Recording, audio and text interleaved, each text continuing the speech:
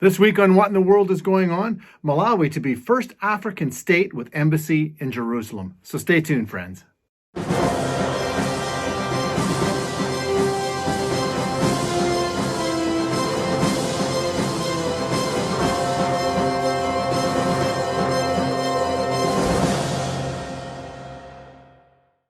The Jerusalem Post reported that on November 4th of this year, saying that Malawi is one of the few African states with which Israel has continuously had diplomatic relations since its founding in 1964.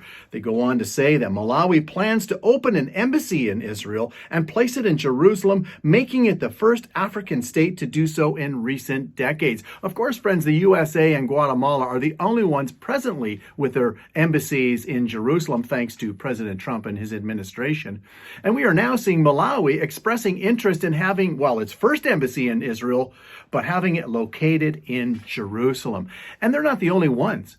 Brazil, Serbia, Kosovo, Croatia, Honduras, Moldova, Romania, and the Czech Republic have also indicated having their embassies in Jerusalem. And praise God for that, friends, because that's where they should be. And under the Trump administration, friends, we are seeing many doors open for peace and support for Israel and their eternal capital, Jerusalem, as he has been the most pro-Israel president ever. But I'm sad to say that if Joe Biden becomes president, which it looks like he very well may, we could see, friends, a reverse of that happen, a 180 to what we're seeing today. And maybe you're saying to yourself, well, Rob, who really cares? Does it really matter? Should that really even concern me? And yes, it should, friends. It really should. It should concern you because God has placed his name there forever. That's Psalm 132, verses 13 to 14. And he's placed it at the center of the world. That's Ezekiel 5:5. And in 2 Chronicles chapter 7, verses 15 to 16, it tells us that God has his eyes fixed on that place perpetually.